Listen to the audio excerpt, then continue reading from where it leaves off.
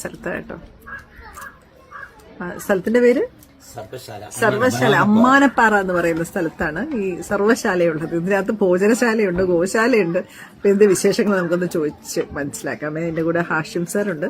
സാറിന്റെ ഒരു സുഹൃത്തൊക്കെ ചേർന്നിട്ടാണ് ഇത് തുടങ്ങിയപ്പോ ഒരു ആശങ്കയൊക്കെ ഉണ്ടായിരുന്നു. ഇവിടെ എല്ലാം ജൈവമായിട്ടുണ്ടാക്കുന്നതാണ്. ഉഗ്രം ഭക്ഷണം കേട്ടോ.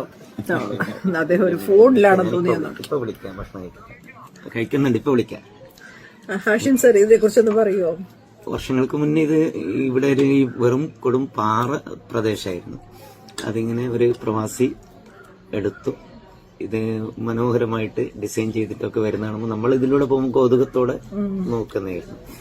2-3 വർഷം മുന്നെയാണ് ഇത് സ്റ്റാർട്ട് ചെയ്ത് നല്ല ഭക്ഷണം കിട്ടുമെന്ന നിലക്ക് നമ്മൾ യാത്രക്കിടയിൽ ഇവിടെ വരുന്നു.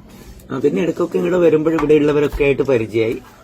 പിന്നെ ഇതിന്റെ അവരുടെ അമ്മ അവരൊക്കെ നന്നായിട്ട് നമ്മളോട് ഇതിനെ കുറിച്ചൊക്കെയുള്ള അവരുടെ ഡ്രീംസിനെ കുറിച്ച് ഇങ്ങനെ പറയുമായിരുന്നു. ഇപ്പൊ ഏതായാലും പിന്നെ എല്ലാം കൂടി നോക്കുമ്പോഴേ ഒരു പാറപ്പുറം ശരിക്കും പർദീസിയാക്കി മാറ്റി. ശരിക്കും ഒരു ഭയങ്കര ഒരു സ്വർഗം. അപ്പൊ ഒരാളെ കൂടെ പരിചയപ്പെടുത്താം. ശ്രീ KPK വേങ്ങരയാണ്. അദ്ദേഹത്തിന് മലയാളി ഒരു സാംസ്കാരിക കേരളത്തിന് പരിചയപ്പെടുത്തേണ്ട ആവശ്യമില്ല. ഞങ്ങളൊക്കെ ഏഷ്യാനെറ്റിലും കൈരളിയിലും ഒക്കെ വർക്ക് ചെയ്യുന്ന സമയത്ത് ഒരുപാട് പേർക്ക് രക്ഷയായിരുന്നു അദ്ദേഹം. എന്നുവെച്ചാൽ ഇവിടുന്ന് ദുബായിലെ ആൾക്കാരെ കൊണ്ടുപോയി അവർക്ക് ജോലി വാങ്ങിക്കൊടുത്ത് അതാകുന്നത് വരെ കൂടെ താമസിപ്പിച്ച് അവരുടെ വീട്ടിൽ നിന്ന് തന്നെ ഭക്ഷണം കൊടുത്ത് ആർക്കെങ്കിലും വയ്യാതായാലും മരുന്ന് കൊടുത്ത് അങ്ങനെ ശുശ്രൂഷിച്ച് ആയിരങ്ങളെ കൈപിടിച്ച് ചേർത്തിട്ടുള്ള ഒരാളാണ്. അദ്ദേഹം വിളിച്ചുകൊണ്ടാണ് ഞാൻ ഈ പ്രോഗ്രാമിന് വന്നത്. അദ്ദേഹം നമ്മുടെ കൂടെ ഉണ്ടെന്ന് പരിചയപ്പെടുത്താം. നമസ്കാരം.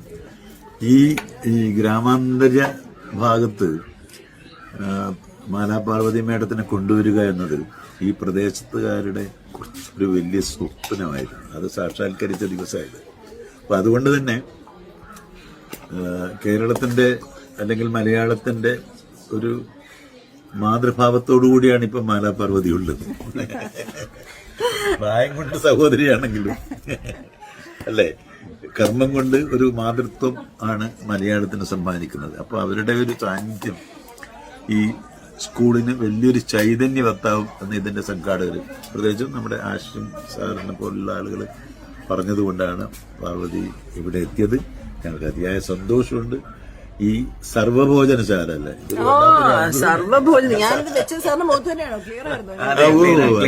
സർവഭോജനശാല ഒന്ന് കഴിക്കേണ്ട സ്ഥലം തന്നെയാട്ടോ. സ്കൂളിൽ എത്തിയിട്ട് വൈകുന്നേരം അവിടുത്തെ വിശേഷങ്ങൾ പറയാം. ഞങ്ങൾ ഇവിടെ എത്തിയുള്ളൂ. അപ്പോൾ ഇന്നത്തെ കാര്യം അവിടുത്തെ സ്കൂളിൽ പോകുമ്പോൾ അവിടുത്തെ വിശേഷങ്ങൾ നിങ്ങളെ അറിയിക്കാം. Okay, thank you.